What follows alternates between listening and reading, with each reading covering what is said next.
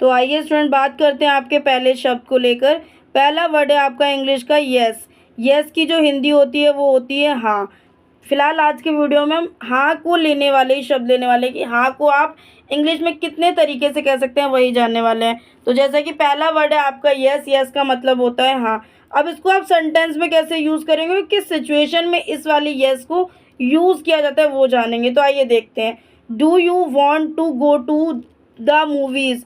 तो हमसे अगर कोई ऐसे पूछता है तो हम क्या बोलेंगे, yes I would like to. Yes I would like to. अब जानते हैं इसका हिंदी में मतलब। Do you want to go to the movies, इसका मतलब होता है क्या आप सिनेमा जाना चाहते हैं। और अगर उसने इंग्लिश में जवाब दे दिया yes I would like to, तो आप हिंदी में बोलेंगे हाँ मैं करना चाहता हूँ या हाँ मैं जाना चाहता हूँ। इस तरीके से आप कह सकते हैं। नेक्स्ट वर्ड है आपको हाँ कहने के लिए या यूज़ करना पड़ता है। या ये आपका एडवांस इंग्लिश के अकॉर्डिंग ये बहुत अच्छा है। या यस भी कह सकते हैं या भी कह सकते हैं। अब ये वाला या कब यूज़ होता है आइए देखते हैं। Are you free tonight, जब आप ऐसे आपसे कोई ऐसे पूछ रहा है या आप किसी को ऐसे बोल रहे हैं, तब आपको सामने वाला व्यक्ति है या आप सामने वाले व्यक्ति को कहेंगे या आई एम। या आई एम। तो इसकी हिंदी होती है are you free tonight, क्या आज रात तुम खाली हो। जी हाँ मैम, जी हाँ मैं खाली हूँ। इस तरीके से आप कह सकते हैं I am free tonight. यहाँ पे आप इसको कंटिन्यू भी कर सकते हैं या I am free tonight, इस तरीके से आप कह सकते हैं। तो आपने देखा कितना इजी है। आर मीनिंग भी देख लेते हैं जरा हम।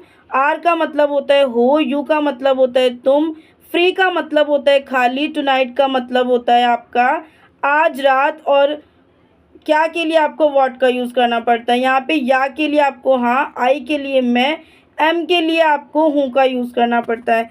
तो ये था आपका येस और या दोनों का यूज़। आई होप आपको दोनों के यूज़ समझ आए होंगे। अब देखते हैं आपका नेक्स्ट वर्ड कि हाँ कहने के लिए आप और किस वर्ड का यूज़ करते हैं इंग्लिश में। तो आपका नेक्स्ट वर्ड है श्योर। अगर आपको हाँ कहना है तो इस वर्ड का भी यूज़ कर सकते हैं आप। इसका हिंदी मतलब ज़रूर भी होता है और हाँ कहने के लिए भी ये शब्द यूज़ होता है। आप किस सिचुएशन में यूज़ होता है वो जानेंगे। तो can you help me with this, तो इसकी हिंदी होती है क्या आप इसके साथ मेरी मदद कर सकते हैं। तो इंग्लिश में आप जवाब देंगे sure I can. I can help me with this कह सकते हैं या श्योर आई कैन हेल्प। इस तरीके से आप दोनों तरीके से कह सकते हैं। तो ज़रूर मैं कर सकता हूँ इसकी हिंदी होती है। तो मीनिंग देखते हैं। कैन का मतलब होता है सकते हैं, यू का मतलब होता है आप, हेल्प का मतलब होता है मदद, मी का मतलब होता है मुझे, विद का मतलब होता है साथ, दिस का मतलब होता है इस। या आप यह भी बोल सकते हैं can you help me with this, क्या आप इसके साथ मेरी मदद करेंगे। अब जैसे आपसे किसी ने पूछा या आपने किसी से पूछा, तो वो सामने वाला व्यक्ति कैसे जवाब देगा या आप कैसे जवाब देंगे। तो आप बोलेंगे श्योर आई कैन। अब मीनिंग देखते हैं। यहाँ पे श्योर का मतलब होता है ज़रूर, या आप हाँ कह सकते हैं। आई का मतलब होता है मैं और कैन का मतलब होता है सकता हूँ। तो इस तरीके से आप श्योर का यूज़ कर सकते हैं हाँ कहने के लिए। अब बात करते हैं आपके राइट को।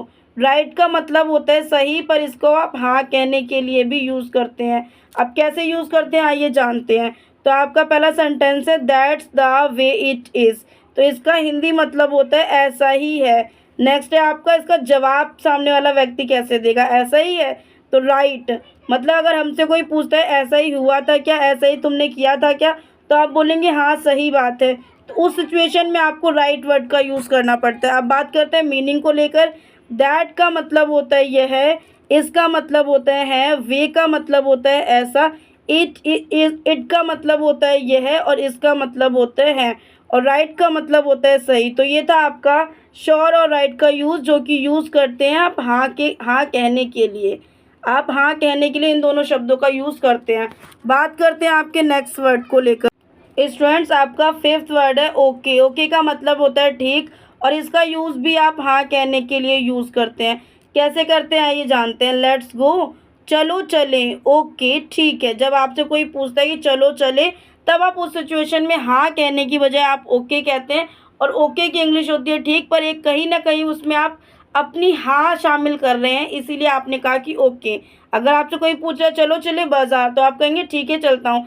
तो वहाँ पे अपने हामी भरी है, हाँ कही है, इसलिए भी आप हाँ का यूज़ करते हैं। उस जगह पे आप ओके का वर्ड हाँ कहने के ही लिए यूज़ करते हैं। मीनिंग देखेंगे। लेट्स गो का मतलब, लेट्स का मतलब होता है चले, और गो का मतलब होता है चलो, लेट्स गो, चलो चले। ओके का मतलब होता है ठीक।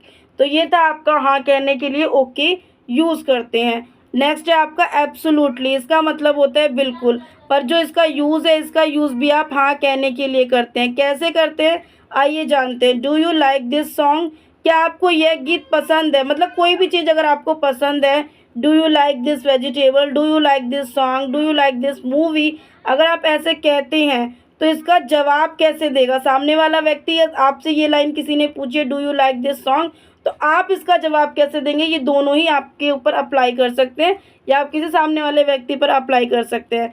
तो इसका जवाब आप देंगे इट्स ग्रेट, इट्स ग्रेट, यह बहुत अच्छा है। ठीक है, अब बात करते हैं आपकी मीनिंग को लेकर। डू का मतलब होता है करना, यू का मतलब होता है आपको, लाइक का मतलब होता है पसंद, दिस का मतलब होता है यह, सॉन्ग का मतलब होता है गीत।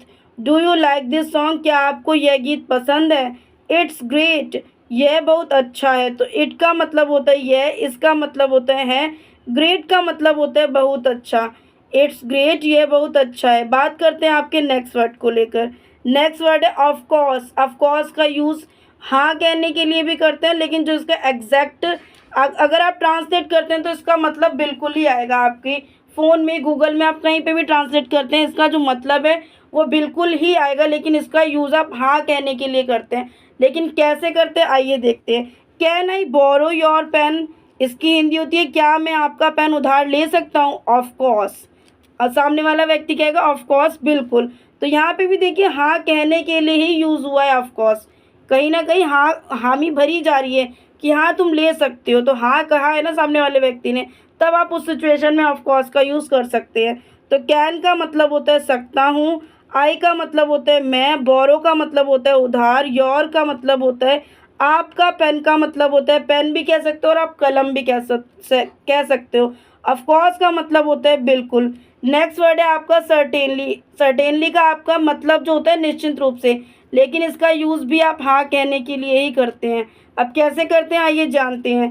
Can you help me with my homework, तो इसकी जो हिंदी होती है, इसकी हिंदी होती है क्या आप मेरे होमवर्क में मेरी मदद कर सकते हैं। तो यहाँ पे श्योरिटी की बात हो रही है कि आप पक्का मेरा होमवर्क कर सकते हैं, तो वहाँ पे आप सर्टेनली वर्ड यूज़ करेंगे। तो यहाँ पे आप बोलेंगे सर्टेनली, निश्चित रूप से मैं आपकी मदद करूँगा या करूँगी, जो भी मेल फीमेल दोनों यूज़ कर सकते। तो इसलिए स्टूडेंट्स आपका सर्टेनली का यूज़ हाँ कहने के लिए किया जाता है। और यहाँ पे आपका हमने ये ब्लैंक छोड़ा है ताकि आप इसकी हिंदी खुद से बता सकें, और इसकी हिंदी क्या होगी आप कमेंट बॉक्स में बताएंगे। और वीडियो पसंद आए तो प्लीज़ वीडियो को एक लाइक करना है, कमेंट करना है, शेयर करना है। चैनल पे न्यू हो तो चैनल को सब्सक्राइब कर लेना। और अगर आपको इंग्लिश ग्रामर, इंग्लिश स्पीकिंग या इंग्लिश वोकेबलरी से रिलेटेड किसी भी वीडियो की रिक्वायरमेंट है तो आप हमारे इस वीडियो के डिस्क्रिप्शन में विजिट कर सकते हैं या हमारे चैनल पर विजिट कर सकते हैं। आपको बहुत अच्छे और यूनिक वीडियो देखने को मिल जाएंगे। तो मिलते हैं नेक्स्ट वीडियो में ऐसी यूजफुल वीडियो के साथ।